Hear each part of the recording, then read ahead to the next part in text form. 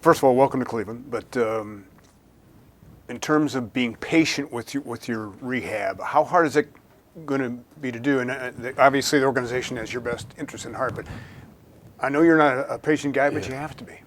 Yeah, this is the first time in my career where I really have to be patient and do what's best for not just for myself, but for my career and for this team. So I gotta learn patience somehow. But having a great group of guys around me with the medical staff and this whole organization where we set a plan out that we're going to be as patient as possible and we're in it for the long haul, and that gives me a lot of confidence, knowing that people are behind me for the long haul and what's best for me. And I'm just going to be as patient as possible, but at the same time, keep working and keep grinding to get back on the court as soon as possible and get back to 100%.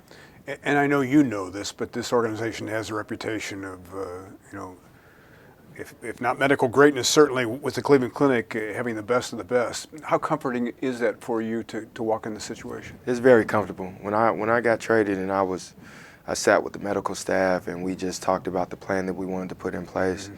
It made me so much more confident. It made me feel like, okay, I got guys behind me that want me to play and are going to push me to get out on the floor, but be smart at the same time. And I have that feeling here in Cleveland, and I can't wait to be able to get back to 100% and show the world what everybody's waiting on. Can you imagine what it's going to be like, though, with the floor spacing, with the guys that are on this team? I mean, have you allowed yourself to think of that? I thought about it, but I can't imagine it yet, just because I'm used to 2 or 3 guys on me at all times. So just to have that freedom to where the space is just there and I'm able to attack and it's even easier for me is going to be, I said it before, it's a match made in heaven. It's like having a guy, arguably the best player to ever play the game, in LeBron James on your team. If somebody is double team, it's going to be him now and not me. And that's been kind of the last 3 or 4 years is I've been fighting through double and triple teams, especially in the playoffs. Now it's going to be free range to just go and play my game. Because wherever you've been, you've had to score. Yeah. We're here, yes, they want you to score, but how much innate ability to facilitate and to find others do you enjoy? Oh, I enjoy it. I enjoy it a lot. I am a scorer. I'm a scoring guard, and everybody knows that. But at the same time, I'm a guard that 9 times out of 10, I'm out there trying to make the right play. So if the right play is to score every time, I'm going to do that. If it's not and someone's open, I got to pass the ball. And having great players like LeBron and Kevin Love and J.R. Smith and Kyle Korver and Derrick Rose and those type of guys spacing the floor, I'm gonna take what the defense gives me. You know, you touched upon it before. You're always doubted. I remember the story when you grew up and you had the chin-up bar in the garage trying to stretch yourself to make yourself bigger. But to beat those odds the way you have, how do you still have that fire to even, as you say, try to be the greatest player who ever lived? That's just who I am. Yeah. That's just who I always been. So through obstacles in my career, when I hit those obstacles, it hurts at first, and trying to prove the world that I am one of the best players in the world, that's tough. But the world knows who I am now, and the world knows what I bring to the table. So that's out of the question. It's just getting back on the floor and being able to my game to mesh with these players that's on this team, and I know it will because these are high-level players. And I think once I get on the floor, it's going to be easy. It's going to be easy because you have an unselfish superstar that is a student of the game and puts people in their position to be successful, and that's what it's about. How much can he help you and vice versa? The sky's the limit. Yeah. I mean, I've never had a player that good on the court on the same team as me. Right. At the same time, I've never had one, and I know that I'm a basketball player. So whoever is on the court with me, I learn to adapt, and him as well. Just watching from afar, and all the teammates he's had, he's made them play the best they've ever played in their careers. Has he done things on the floor as an opponent where you go, how did he see that? How did he know that? He's special to a sense of he's going to figure out whatever the defense is doing. Give him a couple times down floor, which we played against him in the playoffs, and we understood that. We couldn't show him the same defense multiple times because he's going to figure it out. And I've always said to whether it be my friends or family that he's arguably the best passer to ever play as well. And he continues to put people in position to be the best they can possibly be, and I can't wait to be on the floor with him. Tell us something about Jay Crowder that maybe an average fan doesn't know. He's I mean, just being around him every day. He's a great guy. He's a hard worker that doesn't take anything for granted. He's trying to win, whether it be a one-on-one game, a 3-on-3 game, or a scrimmage here at the practice facility. He's trying to win each and every time. I think that's why we click so fast, because we're cut from the same cloth, and he's not taking any shortcuts. And he's a guy that you want on your team if you're trying to win a championship.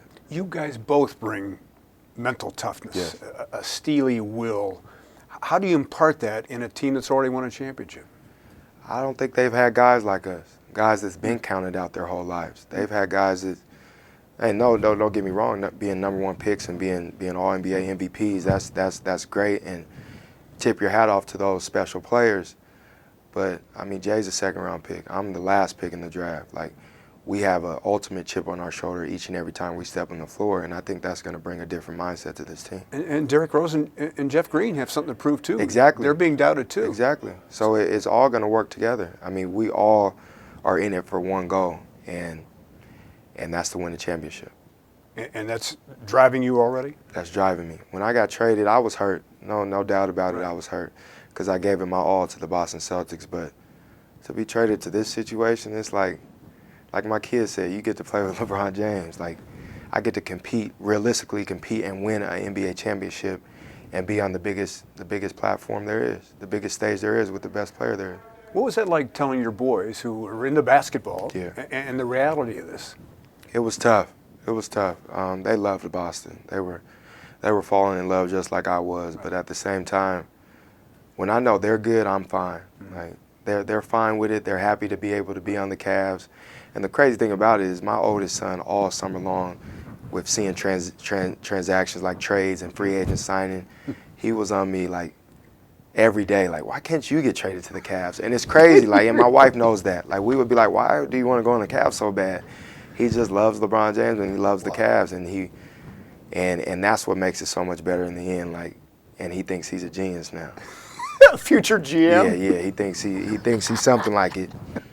But it's got to make your heart sing, and the fact that, you know, you're happiest when your family's happiest. Yeah, I mean, my family is what drives me. My wife is everything. She's taken this hit, if you can say it's a hit, she's taken it and ran with it. And she's like, man, we're going to get our bags, we're going to pack them up, and this is going to be the best time we've had. And I think the transition from Phoenix to Boston, we had the same feeling, like we didn't know what to expect. But here, like, we know what to expect. The goal is the championship, and that's the only goal. And to be able to play with one of the best teams in the NBA is what we want. We're going to play some games in Detroit, and I had the pleasure of calling a lot of Isaiah Thomas's games. But I see some similarities. I really do, not just the name, it's spelled different, but is there some of him that has seeped into you? Yeah, it's a killer instinct with an angelic look. And that's true. It's true, and Don't be fooled by the smile, right? Yeah, exactly, because he's the one that I've watched since I was young, how he could smile through everything, and then he's just a killer on the court. And I think that's how I play the game. Like, I'm definitely a nice guy and everything, and I'm happy. But when I'm on the court, I don't have any friends. I'm trying to win, and that's the only goal. And I know it's the business of basketball, but this is a team, the Cavaliers, that if you didn't hate, you wanted to beat so bad, and yet you couldn't. And now you join them. Yeah. How cool is that? It's cool. It's different at the same time, because like you said, I was building something in Boston where we were trying to knock these guys out and get to the championship, and you knew you had to go through these guys to get there. And now it's like everybody has to go through us now. It's us, and it's not them. Like, I'm a part of a team that everybody is trying to beat. No matter who it is in the NBA, everybody wants to beat the Cavs, and I like that. I'm in a position where I've never been in this type of position before, and I can't wait. I'm excited about the opportunity. Two other things. When you do go into Boston and face the Celtics, how will you manage those emotions? It's going to be tough, because those fans feel the same way I do. They're hurt. They've been through everything that I've been through, and we've been through it together. And they've welcomed me with open arms since day one. So that's going to be emotional. But once I get out there and the ball goes, I'm there to beat them. And that's the only thing I'm there to do, and then get out of Boston. Yeah. Now, and both you and Jay bring a fashion sense here, right? Not me, man. I just did it for the cameras today. Oh, did you really? But Jay does, for sure. Yeah. He's a fashion guy. I knew he was going to be suited and booted, so I had to come and bring something nice too. but you want to blend in, right? Oh, for sure. And I know, I mean, like I said, I watch the Cavs, so you know, these guys dress to impress, so I got to step my game up a little bit. There's that famous picture. 14, 15 years? Yeah, I looked younger than that. But Yeah. I think I was 14 and 15, and we were actually at a camp in that picture. And So what's that going to be like? it's going to be everything. It's going to be fun because I've known Kevin since I was in 5th or 6th grade. We played on the same AAU team together, and I used to take the train from Tacoma, Washington on the weekends and go to Portland, Oregon and stay the night at his house. So I know him and his family very well.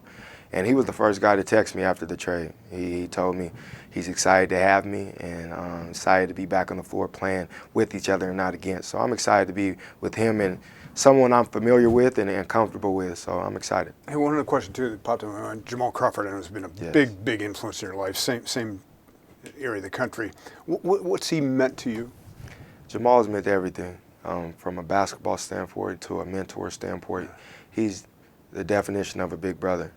He's somebody that, when I met him when I was 16-year-old, we talked every day since. And he's someone that genuinely cares about me and not just the basketball player. And he always gives me advice, looking out for me, and someone, like I said, I talk to every day.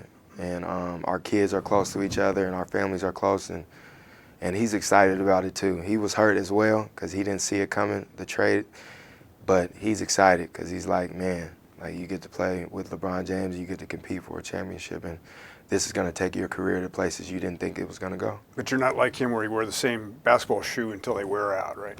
I'm definitely not like him. I only do it every couple games. That's one guy. He probably still wearing the same shoes now that he wore last year. It's amazing. Yeah, he doesn't care about things like that, and that's the cool thing about him.